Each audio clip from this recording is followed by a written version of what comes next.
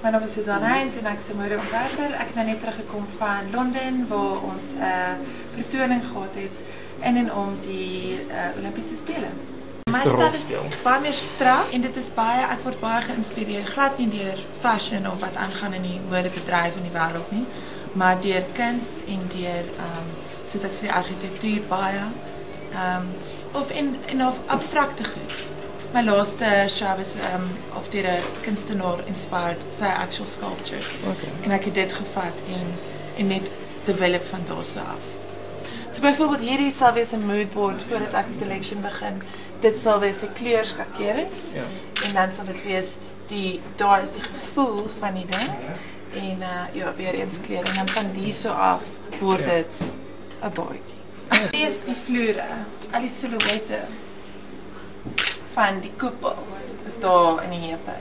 Strak maar silhouet. Wat dit is al die panele wat dan in mekaar ingevleg word. Daai ding daarbo, dit is 'n bust wat 'n girl actually gedra het. Ja. So dit is waar die sag en die hart en die vloei en al daai vandaan kom. Almal het hulle eie proses. So dit is my proses.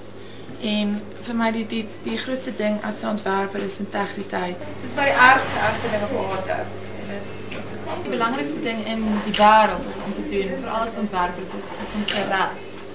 Net om te sien wat daar buite is. Die lekker ding wat ek ook agtergekom het is dat ons partykeer dink ons is Suid-Afrikaners, ons is half second rate en ons is glad nie. As ons kyk na wat daar buitekant is, ons definitief is ons goed genoeg om te kompeteer op daai tipe skaal. Ek dra net my ontwerpe. Ek het nie gesê ontwerper nie, want ek dink elke keer, mense doen sulke amazing goeders en verskillende goeders elke seisoen. Ek glo glad nie in trends nie. Ek glo glad nie in fashion wat disposable is nie. Ek glo in goeie klere. Maar vir party mense is trends baie belangrik. So, jy weet, ons is so baie mense daar buite en almal het verskillende smake. So, dit is nie altyd 'n regte antwoord vir dit nie. Ek sal lief om eendag skoene te maak, maar dit is ook maar 'n groot storie daar is. Hopelik eendag. Ek begin dink aan wat ek doen vir somer, want ek gaan nogals ietsie doen wat ek dink nog nooit waar. Ek weet dit, niemand het nog ooit gedoen nie. So ek hoop dit werk.